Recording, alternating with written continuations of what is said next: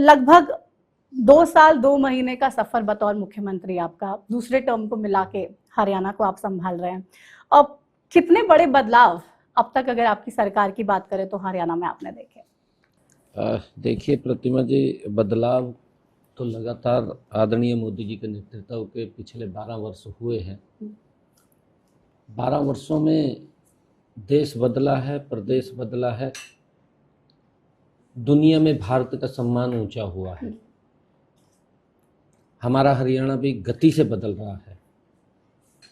किसी भी क्षेत्र के अंदर अगर आप देखेंगे तो हरियाणा मजबूती से उस टारगेट को अचीव कर रहा है।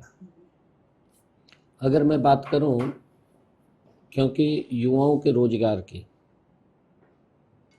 युवाओं को पहली बार सरकार ने जो एक विश्वास युवाओं के अंदर जगाया है, जो विश्वास युवा खो चुका था, युवाओं के माँ बाप खो चुके थे, आज इन लगभग 11.5 वर्षों के अंदर वो विश्वास यूथ के अंदर जगा है।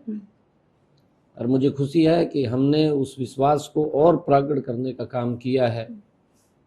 जब मुझे जिम्मेवारी ये दी गई तो उसके बाद युवाओं ने मुझे आकर के कहा, कई बातें बोली।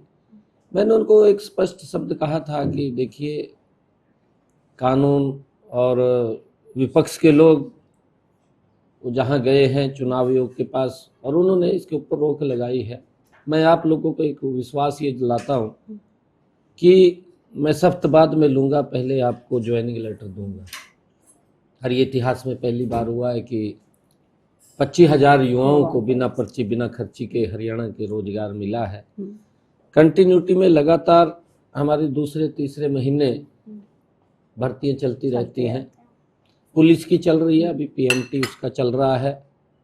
और अभी 2 रोज पहले 3007 वैकेंसी हमारी डी ग्रुप की निकली है, उसकी रिजल्ट निकला है। और कुछ और हमारी वैकेंसी अलग अलग उसके अंदर वो चल रही है। एक जो सरकार ने कहा है उसको पूरा कर रहे हैं।